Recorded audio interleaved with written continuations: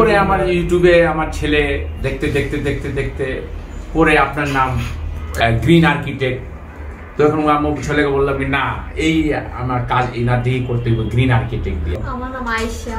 আমরা ইউটিউব থেকে এটা দেখেছি, আমার পাপাকে দেখাইলাম যে এখানে এমন একটা এটা আছে, ভালো লাগছে, অনেক সুন্দর, অনেক সুন্দর, কালার কম্বিনেশনটা অনেক সুন্দর আছে, আর ওটা ডিজাইন অনেক ইউনিক। হ্যাঁ, ইউনিক ডিজাইন। গাছগাছালি যে উনি আর কি যে গ্রিন যে একটা জিনিসটা, এই জিনিসটা খুবই সুন্দর, আমাকে ভালো লাগলো। আমি কি না, এটাই আমি করব।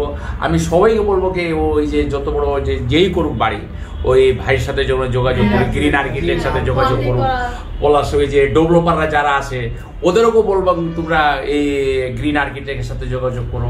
আমার জমি 2.5 কাঠা উপর ছিল, তারপরে আমি ডিজাইনটা মনে হয় না যে 2.5 কাঠা 5 কাঠা উপরে এরকম আমি ডিজাইন পেয়েছি। দর্শক মন্ডলী, আসসালামু আলাইকুম, ঈদ মোবারক। আশা করি সবাই অনেক ভালো আছেন এবং অনেক আনন্দের সঙ্গে ঈদটা উদযাপন করতে পারছেন।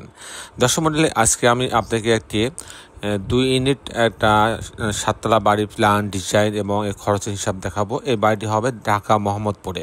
দর্শক মন্ডলী, আমরা অসাধারণ কম্বিনেশন করে একটা ইউনিক একটা কালার নিয়ে এই বাড়ির ডিজাইনটা আমরা উপস্থাপন করার চেষ্টা করছি। নিচতলায় একটা গ্যারেজ হবে এবং অন্যান্য তলায় 2টা করে ইউনিট থাকবে এবং মালিক যে ইউনিটে থাকবেন সেটা একটা ইউনিট থাকবে।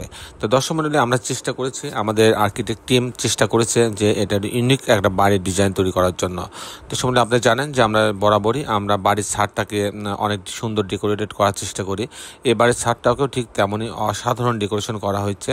মাঝখানে ছোট্ট একটা সুইমিং পুল মতন করা আছে, যেটা বাড়ির সৌন্দর্যটাকে আরও বেশি বৃদ্ধি করেছে।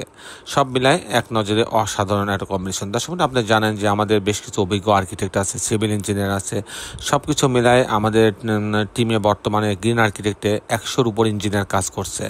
কেউ আর্কিটেকচারাল ডিজাইনের কাজ করে, কেউ 3D ডিজাইনের কাজ করে, কেউ স্ট্রাকচারাল ডিজাইনের কাজ করে, ইলেকট্রিক্যাল ড্রয়িংয়ের কাজ আলাদা ইঞ্জিনিয়ার করে, প্লাম্বিং ড্রয়িংয়ের কাজ আলাদা ইঞ্জিনিয়ার করে। প্রত্যেকটা কাজ কিন্তু ভাগ ভাগ করে করানো হয়। তো দর্শক মন্ডলী, আমি চেষ্টা করলাম আপনাদেরকে এই বাড়িটার 3D মডেলটা বিভিন্ন অ্যাঙ্গেল থেকে দেখানোর জন্য।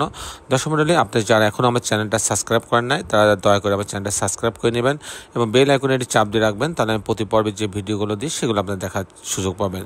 দর্শক মন্ডলী, আমি আপনাদের সঙ্গে আছি, আমি ইঞ্জিনিয়ার টুটুল। আমি এখন এই বাড়িটার ফ্লোর প্ল্যানটা দেখাবো, তারপরে এই ধরনের বাড়ি নির্মাণ করতে কেমন টাকা খরচ হয়, পাইলিংয়ে কত খরচ হয়, আপনি প্রতিতলা কাস্টিংয়ে কত খরচ হয়, ফাউন্ডেশনে কত খরচ হবে, তার লিফটে কত খরচ হয় এবং এই বাড়িটা এরকম একটা বাড়ি কমপ্লিট করতে কত টাকা খরচ হয়, প্রত্যেকটা জিনিস আমি আপনাদেরকে আলাদা আলাদাভাবে দেখানোর চেষ্টা করব। তো দর্শক মণ্ডলী, আসুন এখন আমরা আর্কিটেকচারাল ড্রয়িংটা উপভোগ করি। দর্শক মন্ডলী, আর্কিটেকচারাল ড্রয়িংটা এরকম যে সামনে রাস্তা আছে, মাঝখান দিয়ে ট্রেন্স রাখা আছে, দুই পাশে গার্ডেন করার জন্য আলাদা জায়গা রাখা আছে এবং এর পুরাটা গ্যারেজ রাখা হয়েছে। পিছনের দিকে এসে এক কর্নারে লিফট এবং সিঁড়ি রাখা হয়েছে এবং ইলেকট্রিক্যাল মেকানিক্যাল রুম আলাদা রাখা হয়েছে, ড্রাইভারের জন্য আলাদা একটা টয়লেট রাখা হয়েছে। তো দর্শক মন্ডলী, আমি মূলত টিপিক্যাল ফ্লোর প্ল্যানটা আপনাদের দেখানোর চেষ্টা করব, যে কী করে টিপিক্যাল ফ্লোর প্ল্যানটা 2টা ইউনিট করা হয়েছে সেটা দেখানোর চেষ্টা করব। দর্শক মন্ডলী, এটা হচ্ছে বাড়ির ফ্রন্টের অংশ হচ্ছে এটা। যদি আমি এটা 3Dটা দেখি, তাহলে ফ্রন্টের 3Dটা কিন্তু এরকম হবে। এটা অফসেট থাকার কারণে কিন্তু বাড়ির সৌন্দর্যটা অনেক বেশি বৃদ্ধি পেয়েছে। তো দর্শক মন্ডলী, আমি এখন দেখাবো সেই ডিজাইনটাই যে কী করে এটা করা হয়েছে। তো দর্শক মন্ডলী, আপনি দেখেন যে গ্যারেজের অংশ দিয়ে লিফটের লবিতে আসবে, আসার পর যখন ইউনিট এতে যাবে তখন 1085 স্কোয়ার ফিট পাচ্ছে। তো এখানে ঢোকার পরে একটা ড্রয়িং ডাইনিং পাচ্ছে, বেশ বড় একটা ড্রয়িং ডাইনিং, 18 ফিট 10 ইঞ্চি, মানে 19 ফিট বাই প্রায় 15 ফিট। এখানে একটা ছোট একটা লবি রাখা হয়েছে, স্পেস রাখা হয়েছে আলো বাতাস আসার জন্য। এখানে একটা বারান্দা রাখা আছে, পুরাটা দিয়ে আলো বাতাস ভিন্ন, কিন্তু এটুকু পুরাটা কিন্তু একটা স্লাইডিং ডোর থাকবে, যেটাতে পুরো আলো বাতাস এই ভিতরে আসবে। তো দর্শক মন্ডলী, এখানে আসার পর এখানে একটা কিচেন রাখা আছে, এখানে একটা বেডরুম রাখা আছে, গেস্ট বেড, আর এখানে একটা কমন টয়লেট রাখা আছে। আপনি দেখছেন কমন টয়লেট রাখা আছে। এখানে একটা ছোট্ট একটা ভয়েড রাখা আছে, যেন এই টয়লেটে যে ভেন্টিলেশনগুলো যেন ইজিলি হইতে পারে। এখানে একটা বেডরুম, চাইল্ড বেডের সঙ্গে একটা বারান্দা রাখা আছে, একটা গ্রিন জোন রাখা আছে এবং এই টয়লেটটা অ্যাটাচ করা আছে।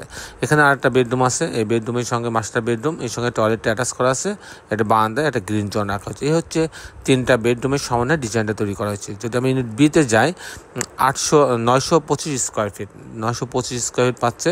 ঢোকার পরে একটা ড্রয়িং কাম ডাইনিং পাচ্ছে, এখানে একটা স্পেস রাখা আছে আলো বাতাস ভেন্টিলেশনের জন্য, একটা বারান্দা রাখা আছে, কিচেন আছে এখানে একটা, আর এখানে একটা কমন টয়লেট রাখা আছে। আর এটা একটা বেডরুম, এই বেডরুমের সঙ্গে একটা বারান্দা রাখা আছে, একটা গ্রিন জোন রাখা আছে। আর এখানে হচ্ছে 2টা বেডরুম আছে। দর্শক এই ছিল মোটামুটি আর্কিটেকচারাল ড্রয়িংটা। এখন আমি আপনি জানানোর চেষ্টা করব যে এই ধরনের বাড়ি নির্মাণ করতে কেমন টাকা খরচ হয়, তার একটা হিসাব আমি আপনার মাঝে তুলে ধরার চেষ্টা করব।